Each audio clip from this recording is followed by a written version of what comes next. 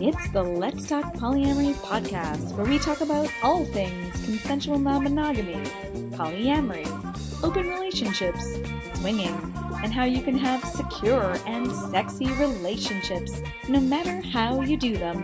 Now here's your hosts, Tara and Andre. Hey, Andre. Hey, Tara. Hi, everybody. Hey, welcome to the Let's Talk Polyamory podcast with Tara and Andre. I don't know about you, Andre, but I'm pretty excited about this episode, which is an up-close and personal update on us a year after we decided to de-escalate our relationship. So we're going to get really personal today on how the journey has been for us in hopes that this is helpful to all of you out there. But first, for those of you who do not know us, I'm Tara Lynn Franco. I am a relationship and awesomeness coach. And I'm Andre Turcotte. I'm a sex-positive registered psychotherapist and coach. Yeah. And our passion is to help you create and maintain healthy and secure non-monogamous relationships, no matter how you do them. Monogamous ones too. We talk about all relationships here and how to navigate some of those rough bits that come up as we've experienced ourselves, which is why we're here to talk to you about these things. And we also love, sorry, go ahead. No, I was just gonna add, I'm glad you mentioned the part about being non-monogamous, as in the name, Let's Talk Polyamory, but also about monogamous relationship. Many of the things we talk about are universal, right? They are applicable to all types of relationships, not just romantic. Yeah, absolutely. In fact, I have friends and clients who have said that we should make our courses actually available to monogamous people because a lot of the same premises apply. So, yeah. So we also love, like we said, diving into conversations about all types of relationships, sexuality, identity, and inclusion. And in fact, we'll probably be talking a bit more about sexuality, right, Andre? Yeah, without a doubt.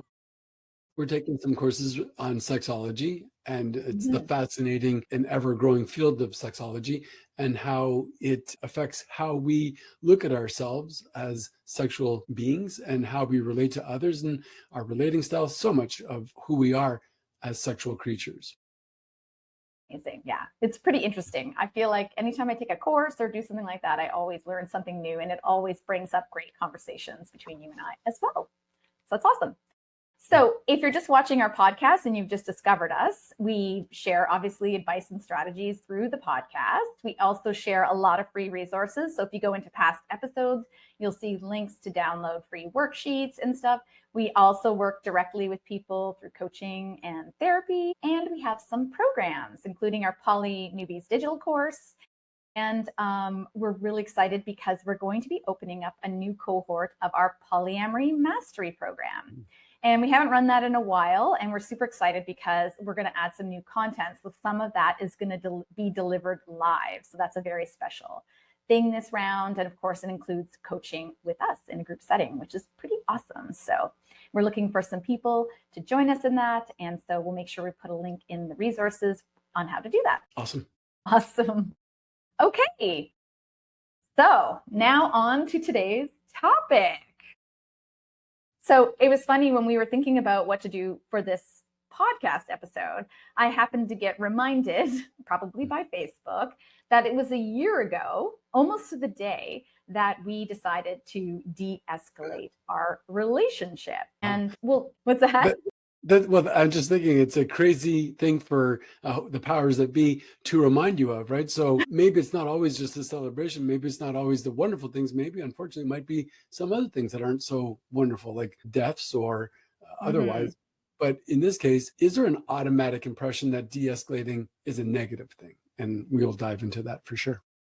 Yeah, absolutely. I was going and looking in to see what videos were posted up on the Poly Diaries YouTube page, and I came across our 2 videos from last year, our thought journals that we recorded at the time. And so we'll make sure we share those in the show notes. But those are the 2 there. And then we also recorded a podcast at the time. There we are. All right. So de-escalation, really briefly, is when you decide to reduce the level of intimacy or connection in a relationship. And it's not a common concept. And so, of course, you may recall at the time, I definitely had friends and family that were like, what? Like, what are you doing? Are you breaking up? Are you okay? Is there someone else? Do you still love each other? And so we're going to start by just giving you a bit of an overview of what de-escalation is, where we were last year, and then talk about where we are now. Tara, as you say that, thinking again about the associations with the word de-escalation, and makes me think of when there are times when reporting goes on about conflicts and how they Mm-hmm. say there's an escalation in the conflict, right? There's a war going on. And if we should de-escalate the conflict, well, that's actually a good thing. So could we also, while we're listening to this, bear in mind of the possible positives to this and what we're motivating us one way or the other? Yeah, and in fact, there was a lot of positive reasons for us to do it. Maybe not so visible at first for some of us, point the finger at me. But yeah, there are definitely some great outcomes. I'm excited to share some of those things with you. Because I think, to your point, prior to becoming polyamorous, I just thought that there was two options in relationships. So break up or stay together. And there was no such thing as people had the like, let's just be friends thing, but that was still, I would say, in most cases, breaking up. Not how we view it, but because of the way we relate. But in my own experience, being monogamous for most of my life, that was what I thought the option.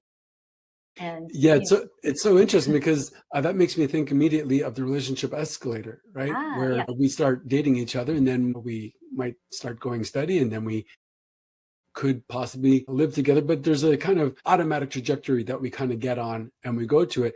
But do we ever stop to consider what it would be like to have discussions before entering into these things? And are there automatic assumptions that go with it? So if we live together, does that mean that we're automatically heading towards, or will probably go towards marriage? And could we ever live together for some time and then maybe take a break from it and come back together? Or is it just assume that, well, once you live together, you're just going to be living together, and the only thing that would interrupt that would be if things go south and you want to break up because it's not going well? I know we moved past it a bit, but I love when you give the tennis analogy in terms of the relationship escalator. I think we haven't talked about it in a while. So would you mind sharing that analogy?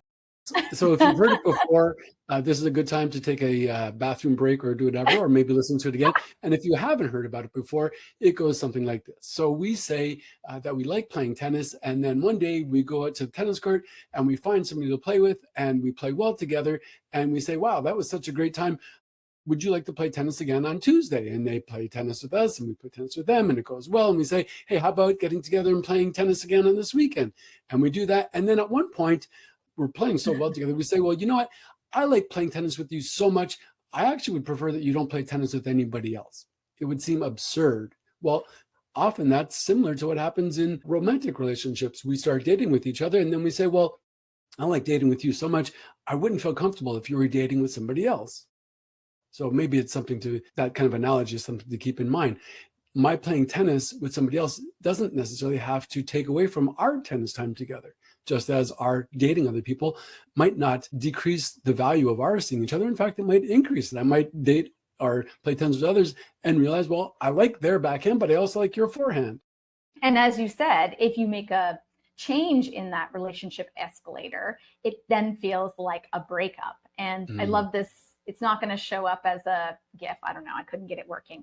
But this little GIF from Carrie from Sex and the City. If you love someone and break up, where does the love go? And I think that's what people assume. What if you could change the relationship instead and keep things you like and alter the rest? And I think that's where de-escalation comes in. But to that point also, I want to make the distinction between a breakup and a de-escalation.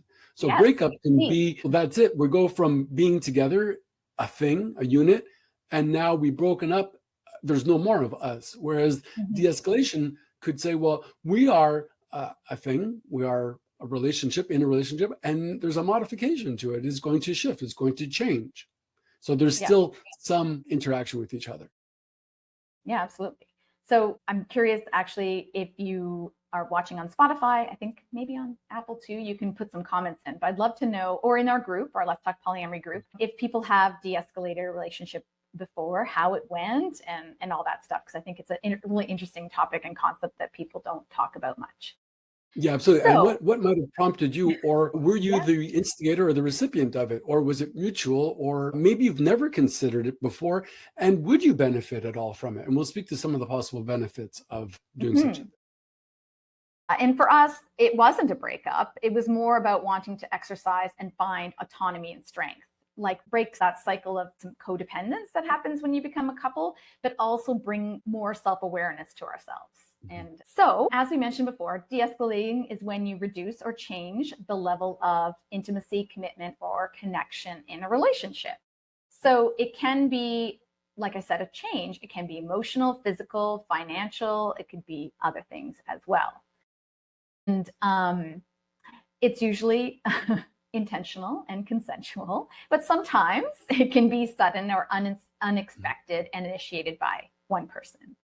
So I would say we'll get into this a bit more about our story, but for me, it was a bit of a surprise despite circumstances. Like I said, we'll go into it in a second. But the idea is that it is a consensual thing and it's discussed and sort of decided upon how you will change your relationship. And so let's talk a bit really quickly review. People can watch our earlier podcast, episode 16 in season 1, where we talked about this in detail. But let's talk about some of the reasons people might de-escalate a relationship.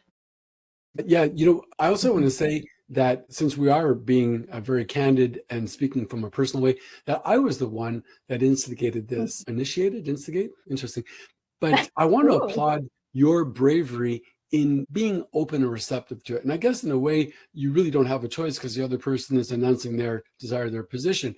But how you might have, and I would have definitely reacted in fear. I would have most likely felt it as though it was a threat to our relationship, and I might have felt abandoned by it, or I would have felt threatened by it. But how you were able to remain present and open, and how we were able to benefit from this modification, from this change in our way of relating.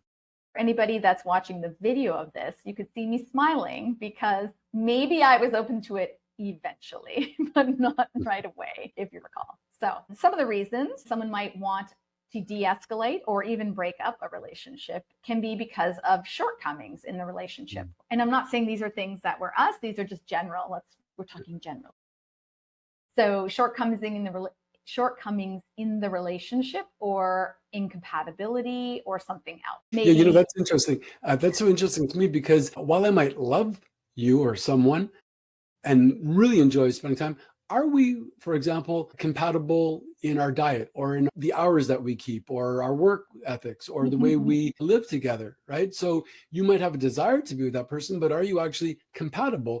Or do you feel, well, I have to because of our living situation, or I have to because this is how we relate, and it doesn't seem to be viable in any other relationship style? That's a good point because someone can think like we don't like living together. That means that we shouldn't be together. And I don't think Mhm. that those two need to be equal. Like you can love someone, you could love being with them, but not want to live with them or want to live independently. Like a lot of people who meet people later in life and have lived on their own for a long time have living with somebody else, especially if there's other situations like kids or exes or just general, you're used to living on your own and being independent. And I think that's fine. I mean, that's the circumstance for me. I love living with you some of the time, but not all the time. And aren't we fortunate that we are able to make that decision, and it doesn't fall on us that we are in a place of privilege in that sense. I love that we have so much gratitude in our relationship, but I'm glad that you make this distinction about it not only being perhaps not wanting to live with the other person, but wanting to live by ourselves. So it's Mm. not necessarily a rejection of the other, but maybe a preference for being autonomous in that sense. Yeah, so being autonomous and independent, breaking the cycle of codependence that often happens when Mm. you get in a coupled relationship, feeling more like you again. I think that's some of what we lose when we meet someone. Like we're so excited to be with someone and spend time together and all that, but over time we sort of start to blend, I think. And you lose that excitement of the other person because you know each other so well and your interests are now combined, you're doing things together all the time and it kind of breaks that excitement. Yeah, that's an excellent point. And I think that was really what motivated me to want to modify the relationship. that I had come to recognize how dependent I was becoming upon you, and not through your doing, but through my own desire. It's easy to default to you. It's easy to default to the other person. And we might take on these roles, which we did. And I found myself becoming less independent as I was before and more dependent on you, not only emotionally, but in daily transactions. And I became aware of that. And even though it might in some ways point to my attachment style, it goes beyond that. It's simply a question of my wanting to feel as though I am still my own person and not simply a part of this thing that became bigger than me. So it was a way of kind of recalibrating myself and feeling as though, well, I'm not needing or dependent upon you, but wanting to be with you. And perhaps I could have done that in other ways, but at that time, it felt necessary to do this, to kind of reclaim myself. Yeah. And people don't have to do what we do and live in completely different cities and different homes. You can find the space, the personal space and that sort of thing, intentional time and all that, but it does take some work. And that's part of what we talk about in our programs as well, is how you have that and how you create those spaces while still being together. Because, if you're a family and have kids and stuff like that, yeah, sure, you want to live together in the same home, but you still need to be intentional about your time and being independent and keeping that excitement going in your relationship. Yeah, those are excellent points, Sarah. You're so right. It's not so much about the physical part or the geographical aspect of it, but it's the inside job, the psychic part. How am I able to reclaim or maintain my own sense of being complete and whole? And what measures can I take to ensure that? How can I find ways of going about and doing my own thing? So, for example, if I always think that you and I are going to spend every evening together, am I creating these scenarios where it's going to be this automatic assumption? And in doing so, am I denying my own time by myself? Whereas on the other side of it, could I still find ways of developing or maintaining my own self-interest, my own hobbies, my own way of being, where I am okay without the other, and then okay to come together again? Yeah, and in fact, you have done that. So we'll talk about that too. So some reasons people want to de-escalate or even break up is like things that have become intolerable, right? It may feel like it's too much work. You may feel like you're arguing more than enjoying each other.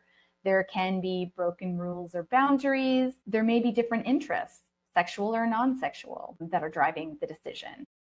Needs not being met, bored, lonely, feeling more like friends than lovers. But some people just want to de-escalate because they want to continue the love and emotional connection, but not the sexual one. That's another one. Or they want to maintain the sexual, but not the emotional one. I wonder, as we say this, about maybe I was recognizing how I had become dependent on you, and we'll use just a hypothetical, but what if I come to realize that my partner or partners are dependent upon me? Am I wanting to maintain that? Because in a sense, it creates a sense of security for me. If I know the other person is needing me, could I resist having them dependent upon me, even though it serves me the secondary gain to it? Well, yeah, if your love language is giving gifts or acts of service, then de-escalating might actually be more difficult, right?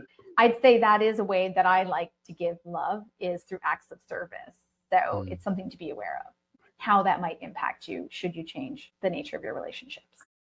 And, it's also interesting when and if there is a modification to this, a de-escalation in this case, can I resist feeling as though it's a rejection of myself, that there's something about me that's not good enough, compared to recognizing that perhaps the other person desires or feels a need or has a longing for movement, of having a different way of relating? So can we reject the personalization of it? And maybe there is something to that. Maybe there is something that is not quite right that could stand some self-reflection and some modification as well. Yeah. So some of the things people have to consider when this happens is, can I move out without there being a breakup? Can I move back in again? Can we make agreements around how we might live together, like for a short time or for a longer time? Like, does it have to be a certain way? And I think, like you said, it doesn't have to be a bad thing. De-escalation, for us at least, and for a lot of people, helps. They do say distance makes the heart grow fonder, right? And I think it has. What's interesting also is what about the implications or a feedback that we might get from friends, family, and society? So if we move in together, do people think like, oh, wow, like it's getting serious? Like you guys, I wonder when you're going to get married. And if we were to move out, is there another implication like, it's gone south? Like, I'm sorry to hear that. And then what if we decide, well, our style is going to be we're going to be closer together for some and then be a little bit distant from each other for some. I'm talking physically, and then back and forth. Or would people receive that as kind of perverse in some way? So make up your mind, either you're in it or you're out of it. Like, what's going on here? Mm-hmm. Yeah, Can I we think resist the norm? I think friends and family, the reaction to us, even like, because we recorded a whole podcast on de-escalation, was like, what the hell? Like, how does this actually work? And people still, like, I think are like, oh, how do you live in two places? That's kind of weird. Are you guys really just broken up and you're just kind of like loosely dating every once in a while? But I don't feel that way. I feel like our level of commitment is the same, if not more. It's just different the way we relate. But it's funny how living together, being in proximity, seems so important to other people. It's interesting also. I wonder if the people in your camp, the people who love you, your friends, family, whoever, might have wanted to villainize me. It's like, wow, what's going on with him? Why is he doing this to you? Mm. As a part to saying, you know, I'm wanting to reclaim part of myself. I'm wanting to make sure that I am not falling on you as a default and becoming dependent upon you, but wanting to maintain my own autonomy. Yeah, and I mean, that question did definitely come up because I was sad at first and upset. It's like, why did he do this to you? And someone I'm very close to didn't believe me when I said, oh yeah, I agree with this decision. I'm okay with it. I feel good about it. Didn't believe me, thought I was like full of shit, because it's not the norm. It's not the thing people do. It's very hard to understand. And I had to explain a couple things and why I was good with it and why I was good. I was glad that actually you did it. It took me a little bit of time to figure that one out. But Tara, it makes me think back to this idea of monogamy. Quite often, once people get married, there's an assumption that they're going to cohabitate. And then they do that. And often it goes well, but sometimes maybe they need a bit of space. And would it then be kind of looked at, or would be an implication that things are going less well if they were to not cohabitate? But might it also serve them well? Would they actually be better off in sometimes to have some time apart or to live apart? And yet it doesn't seem as though it is very common. So that automatic assumption that we're going to marry and then live together, it's kind of like this construct that we're thrown into, but never really asked, well, is that optimal for us? And is it open to any type of variable, any other way of being other than what's automatically put upon us? yeah, and even if people do decide to live together and they have separate bedrooms, people are like, do you have separate bedrooms? Do you not like love each other? Like, what does that mean? It has some great meaning. But as we all know, we all sleep differently. Some of us are better sleeping alone, and that's cool, Mhm. Well, what about then if we do have separate beds or separate bedrooms, that on occasion we come together? So the Mm-hmm. coming together would seem like a positive. And if we were to then say, well, I'm going to go back and sleep in my own bed, is that in any way viewed as a negative, or is it like a relief and saying, yeah, that's good. I would enjoy that you advocate for yourself and you express your preference to sleep alone. Yeah. And we did that on a recent trip, right? You were having some trouble sleeping and it was disrupting me. And so the places we rented happened to have a room with two beds and we slept in separate beds on the trip. And we still had fun. Like, it doesn't mean anything. It's nothing bad. It just, the quality of sleep was important. And, I'm a light sleeper. So it was making it difficult for me to sleep and that thus enjoy the trip a little bit less. But I did find myself looking for you on occasion, I and maybe know. I was missing you initially, but then it also occurs to me that I am able to tolerate that and sleep on my own and benefit from sleeping. And that when we did get together to sleep again, I enjoyed it that much more. Yeah. And I do too. I love sleeping with you, but I do enjoy sleeping alone from time to time. So one of the things we talked about last time, which I think you made a really good point is this something we should introduce when we first start to get together with someone? should things change? Or can we keep this at a certain level? Or if this happens, what do you think about de-escalating of the relationship? And what do you think about that? Yeah, again, it comes back to the very basis of this communication. Can we have open and honest conversations in the beginning, in the middle, and towards the end of the relationship? Can we talk about everything? Can we say everything? And would we be better served if we were able to explore this? Maybe we never go for some of these options, but can we at least talk about them and be open to the idea that it could be some way other than what it is, or that other possibilities might exist? Yeah, and without that sort of bruise to the ego and not taking it personally, right? Well, I think of the very easy example of when you might say, well, I'm going to go for a walk with my friend or by myself, or I'm going to go to the movies, or I might say to you, I'm going to go play hockey. Do we automatically interpret that as, oh, the person doesn't want to be with me? Or do we see it as, well, that's actually good. They're able to do their thing and they feel replenished. I'm able to do my thing. Can we resist the temptation of feeling as though it's a rejection of self, that our ego doesn't have to feel bruised in any way? Yeah, and I think that's an important first step in any relationship, is recognizing that there has to be that disentanglement, as you said. There has to be some personal time and keeping things, your independence in some ways. Esther Perel said, I can't remember her quote, about familiarity is the killer of desire.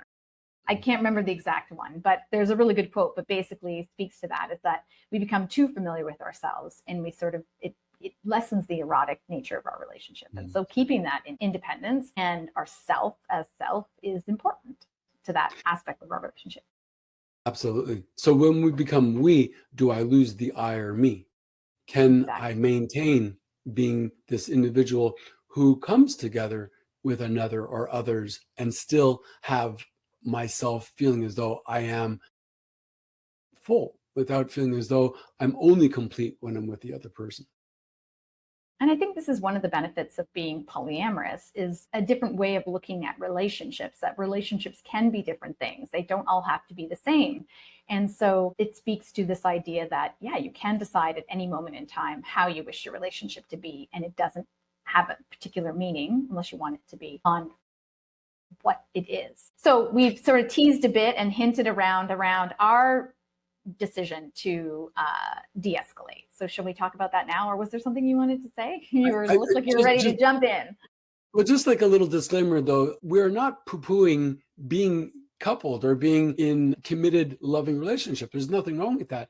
It's just that it was something that we decided, well, I instigated, that we were going to modify how we were together.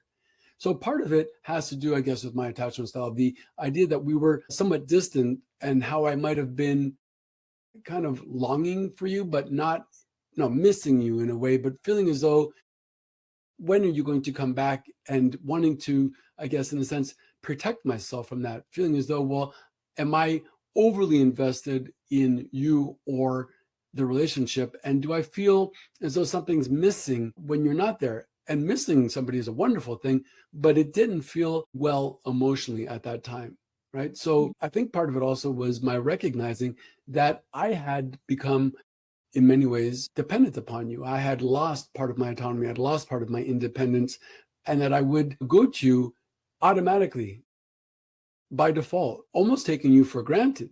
Even though we have a high level of gratitude in our relationship, I was there thinking that, well, I couldn't do it without you in some sense, right? That I was going to need you for this. And yet, before I met you, I was independent, strong, successful man. So how did I kind of become this dependent person upon you? And how could I reclaim that? So de-escalating it, making some room for greater independence, allowed me to recognize and recapture that feeling that I was more complete. I was more of an individual without having you to complete me, and that I could then come to you by choice rather than feeling as though I had to come to you by need or dependent. Yeah, I think, my recollection of the time was you felt very doubtful in yourself, like you underestimated your skills and what you were able to do on your own. And then on the flip side of that, I felt that I had to be there. I had to drop everything as soon as you needed it, because sometimes, because you were afraid of doing a particular task, because maybe you thought you weren't skilled at it, or you weren't going to do a good job, or you didn't know how to do it, you sometimes left things to the last minute. And so then I felt that I would have to drop whatever I was doing at that moment and help you with it. And then I became, this is what I recognize now. This is not my initial reaction to you suggesting it, but what I recognize now is that I had become resentful of you and frustrated that I had to drop things that were important to me to help you because you hadn't done what you needed to do on time. And so there was a bit of like low level, I would say, tension and maybe a bit of resentment on my part because of that. Having said all that, my reaction to you, you recall, was I was a little bit hurt and angry because, you know, I wasn't really woke to the idea of de-escalation. And, you know, as my Poly Diaries entry suggested at the time that you mentioned this, I was actually in Toronto, and I said to you, what? I'm going to get on a train right now and come right there and pack all my stuff and take my car, because you were borrowing my car to go to hockey and stuff like that. I didn't need my car in Toronto. I saw it as our car. And after you calmed me down, I was like, you're like, well, maybe let's just take a moment. And then we continued to speak about it. And then I came I think a week or so later, and then we continued to sort out what the process would look like. In all fairness, I think that I might have handled it differently as well. I wish I would have handled it a bit differently and really spoken more about what was prompting me, how I had come to recognize my level of dependence upon you, or more to the point, how I was not as confident in doing things. Like you alluded to, a lot of the admin stuff you were just much better at. You know, by your being better, I would then hand it over to you, and I would say, well, could you help me with this? And you would end up doing it. And that dependence scared me. Whereas then I was able to resist that, as I am now, and say, well, you know what? I've got this. I can figure this out. And maybe it's not done quite as well as you might do, but it's still able to be done. I recognize that I'm able to do this. So if I would have, I think, had greater insight at that point, I could have related it in that way. That might have invited you to see it as it being not a rejection of you, but as a reclaiming of me. Yeah. And I think part of maybe your underlying strategy was for me to be hurt and angry at you, or maybe angry at you, so that, I don't know, I had a thought, I was thinking about it just as you were speaking, and, you know, it was almost safer maybe for me to be angry at you because of this. Maybe you wanted me to, I don't know. That's interesting. Then it makes me think of, speaking of the anger, about how you might want to take back your prizes, like your car, for example. Is that a good way of punishing me out of your anger? Absolutely. Absolutely. And I think to your point about me being better at certain things and me sharing that I'd become resentful of it, it's so different now, right? Let's take yesterday for an example. There was something that you needed to do that took some time. And so what you do now is you'll try something, you'll get started, and then you'll say to me, hey, Tara, I might need your help with something a little bit later. When might you have time? You completely change your approach in it. So then I can go oh yeah, I can help you now. I can help you later. Or yesterday, I was like, okay, what are you doing? Okay, let's just do it together. And I didn't feel any resentment or any concern or anything like that. It's totally shifted that interaction of doing things together. So I think that's important. It sure is. Yeah. So at the time, I did originally take it as scary and a bit of a loss, and I was quite upset when I look back on it. And I think maybe this is part of the reason for me, I thought that we should do a podcast on it, partly because people don't talk about it very often, but also I think that was a way of me getting my mind around this and what it means and why it's important and how it doesn't change some of the important things in our life and how it can actually be beneficial. So for me, after doing that podcast, I was actually a little hopeful, and I felt maybe a bit of relief. You know, and I knew in my heart that we had been arguing more and getting a little bit annoyed with each other. Our communication skills, you may recall, had started to tank a little bit. You know, we still are good. We're good communicators, but we weren't as good. I think we were sort of grating on each other. And, I was personally feeling overwhelmed by everything that was sort of going on. I was trying to build our business and my coaching practice, but also do other things. And that was causing me a lot of stress. And I think so when you did ask me to help you, or when I was there in Montreal and we were doing stuff together, sometimes it felt like I just didn't have time to do all the things I needed to do. And so I think changing sort of the nature of our relationship and maybe me spending a bit more time in Toronto or on a more regular schedule was helpful in me being able to decide when I was going to work and when I was going to have fun time and that sort of thing. But in all fairness, I can appreciate your partner too. If I felt as though somebody were dependent upon me or automatically assuming that I was going to do these things for them, I might feel some degree of resentment. And it might not come across as my lovingly helping them. I might be helping them, but with a little bit of passive aggressiveness towards it. Yeah, I was not lovingly helping you. I was getting annoyed and I'd be just like, let me just do it, Andre. And then I would make, like you said, some passive aggressive comment about it. And it would upset you because you're like, I don't want you to help me, or I'm not going to ask for your help if you're not going to do it lovingly. And then that would annoy me even more. But see, it was a teaching point, a learning opportunity here that I did recognize, well, I am going to automatically by default that you'll do it and you'll take care of this. And I'll put you in this role as the rescuer or the mommy or whatever it is. And how I could resist that and say, well, wait a second, it should reasonably be within my own capacities to figure some of this or most of this out. Not to say that we can never ask the other person for assistance or help, but it should not be a given and automatic to the point where it can create resentment or fear of asking the other person. So I think we grew on both those sides. Yeah. I think for me too, I felt a bit unsettled and I missed my home in Toronto. I love being in Montreal. I love your place. I love our friends there and our community and everything. But it felt like I was always coming there and you weren't coming here as much. So if I wanted to see you, I had to go there. So that was a little bit of extra pressure for me too. Right. It's interesting, thinking back to the idea of cohabitating and the relationship escalator. At one point early on in our relationship, we were, quite excited to be with each other. Not that we're not now, but, this whole thing was still fresh and new. We had kind of spoken about the idea of potentially living together. And you quickly said, no, I would not want to live with you or anybody.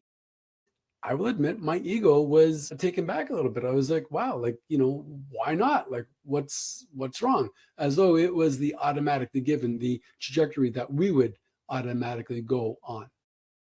So maybe at one point we will end up living together. And then maybe at one point we will decide again that we're not going to live together forever, but do it in chunks that seem more inviting or more interesting. It's kind of like when we go on a vacation, we don't say, well, we're going to go on a vacation forever and we're going to always share a hotel room. We go on it for a certain amount of time. And there's an assumption that after that, we will not be on vacation. And that seems okay too. Yeah, one of the things I'm excited about, I've always been excited about, and why I decided to start coaching and doing this sort of digital nomad thing is I want to be able to travel with you and spend big chunks of time away, like a month at a time and that sort of thing, as opposed to being tied down to a place. Like right now, I feel a little tied down here because I have some commitments that require me to be in Toronto. But once I can release myself of those, I'm excited about the possibility of being in either place, spending time in another country for a while. And we always love traveling and adventures together. And yeah, I'm excited for that part of our life. So yeah.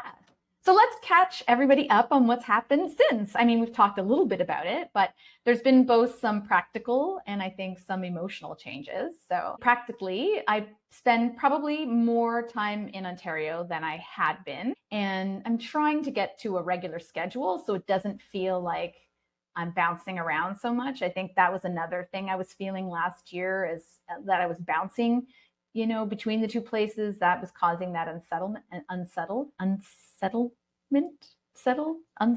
What's the word? Unsettled. The producers are going to have to cut that part out. So, and you've been on your own, I guess, more in Montreal. And how's that experience practically been for you? Well, to give some insight into it, to frame it, you got to consider where I was coming from as well. So I came to Montreal, the catalyst was in a big part to be with my mother. And then she died shortly after I moved here. And then my relationship with my other partner took a big change in direction. It was also modified. And then your coming and going also was different than when we lived in the same city. So there was a lot going on there. And there was a feeling of loss and a void. And my knowing feeling that I was wanting to have you closer to kind of offset those feelings scared me, that I would be becoming emotionally dependent upon you, as opposed to, again, feeling more self-sufficient, being okay, being without, and then inviting greater coexistence rather than I'm drowning and I need to grab onto you or the other to kind of rescue me. So that's changed a great deal. And now it does feel as though I have reclaimed my own sense of self, my own feeling more complete. And now I invite you to come as opposed to needing you to come. Yeah, absolutely. Mm-hmm. And I think for me, I felt the freeing up of actual time and emotional space for myself. I felt like I had let go with some of my friendships here in Ontario because I was trying to do that balancing act. I never knew when I was coming and going. And then so I wouldn't make plans. And so even when I was in Toronto, I wasn't necessarily spending time with friends. And so I think trying to be a bit more scheduled about when I'm here and not here has allowed me to nurture those friendships again and also have time to myself as well. Mm-hmm. And I feel when I'm here in Toronto, I feel less guilty about prioritizing work or deciding how I'm going to spend my time. I'm sort of responsible for myself, and that feels good. Not that you require me to be responsible for you, but when I'm there, I enjoy making us food, doing things together and all that stuff. So, my time is spent differently. So when I'm here, I'm just taking care of me mostly, which is So is that to say that when you're in Toronto, you might have felt guilty for not being in Montreal in some way? In some ways, or when I'm in Montreal, having to be more with you, right? Because of how you were feeling and that sort of thing, and making sure, not that we don't do that now, we totally do that now. In fact, I think that's one of the benefits that's happened is that when we are in Montreal together or in Toronto together, we have very intentional time together. It's quality time. It's not like we're just going through the motions of work and day and cohabitating. I just got back to Toronto last night. It was actually hard to leave. I was missing you the moment I stepped into the train station. You know what I mean? Because we had such a great week. It's hard to believe it was just a week because we did so many fun things. Like we had 3 dates in a row. We went out on walks and just spent some really good quality time together. So it felt very full and rich. So it's brought that life back into the relationship for me. It makes me think again about people who do cohabitate and how they are able to reinvite themselves, how they are able to go on dates, how they are able to kind of freshen it up and not take things for granted, not automatically assume, but they can find the excitement with being each other, how they are able to create these dates that are going to lead to discovery, lead to a new way of being with each other. Yeah, and you created an awesome surprise date for me on, I think it was Friday night, right? Friday night, because Saturday it rained, right? So Friday night, you planned it all completely, didn't tell me what we were doing, and went out, and it was like amazing little adventure. And what you were just saying reminded me of it, because as we were riding back after we rode through this really cool neighborhood and we were looking at the big houses and stuff like that, and we were joking, saying like, oh, we could maybe live together in a house like this. We could have our own floors. We could have an office. You know what I mean? And it's kind of funny the way we look at, living together and how we might still want to have those personal like spaces to ourselves. I think that's cool. I'm glad we're kind of on the same page with it. But when we look at those big houses, they physically allow for having our own space. But how can we psychically, emotionally have our own space and feel as though it's quite okay if we are in close proximity physically? Yeah, I think we still need to plan and do things separately and, and come together intentionally. One of my friends a long time ago had said to me that, if he ever had his own house with a partner, he would want to have his own bedroom, but then they, have a sex room, he said. And so like a special intimacy enjoyment room that would just be for that purpose. And I thought that was Fun. at the time, I thought it was like, wow, that's a really interesting concept. But now I'm like, oh yeah, that'd be super fun. Imagine what you could put in that room. So I think the big thing that it's this time has done in the past years, I feel like it's strengthened our relationship, and we're intentionally choosing to be together rather than defaulting to it. I agree totally. Yeah, it does feel more, in a sense, inviting. We come together more as two individuals, for myself, rather than feeling as though I was in some way incomplete when you weren't with me. Yeah, and choosing that time together, that choice, constantly choosing each other. It's like the idea around polyamory people don't understand is like, but you don't get it.